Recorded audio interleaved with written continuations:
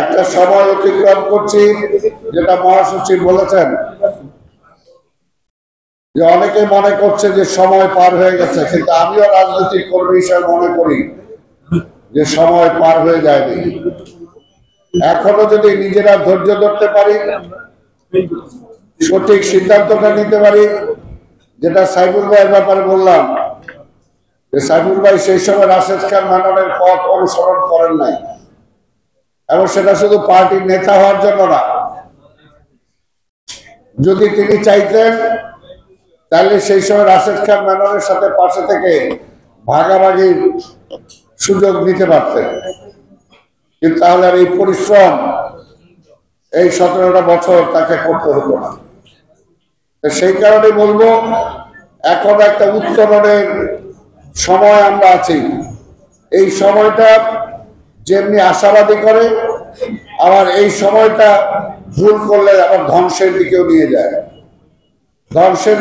যায়, তাই আমাদের আজকে সৌভাগ্য যে সরকারের কাছাকাছি একজন ব্যক্তিকে আমরা পেয়েছি।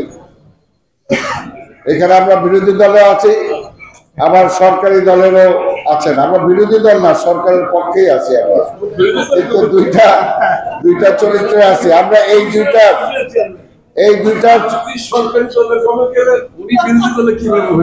না বিরোধী দল বলি নাই, সরকারের পক্ষে আছি আমরা। সরকারের পক্ষে আছি, কারণ এই সরকারটা আমাদের, এই সরকারকে আমরা এনেছি। এখন অনেকে চেষ্টা করছে যে এই সরকার আর আমাদের মধ্যে একটা বিভক্তি আনার জন্য।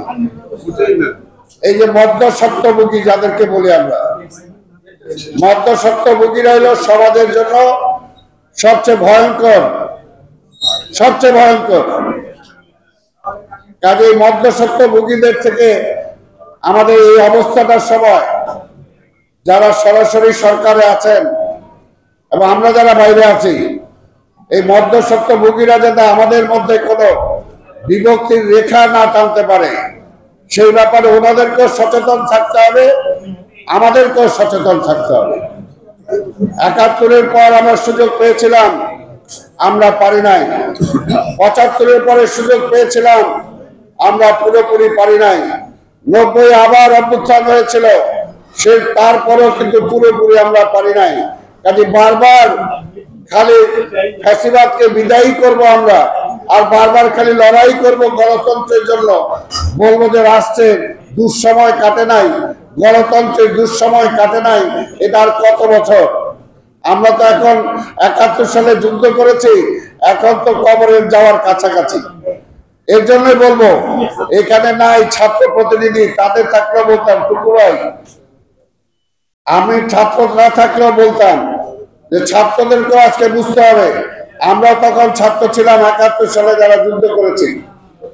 যুদ্ধ পরবর্তী সময়ে স্বাভাবিকভাবেই সেই সব মুক্তিযুদ্ধের মধ্যে যে স্পিরিট যেটা ছিল, সেটা সিনিয়র রাজনীতিবিদরা ধারণ করতে পারে নাই, অনুধাবন করতে পারে নাই, বুঝতেও পারে নাই। এবং আমরা যারা ছিলাম, আমরা হয়তো অতি বিপ্লবী হয়ে গিয়েছিলাম।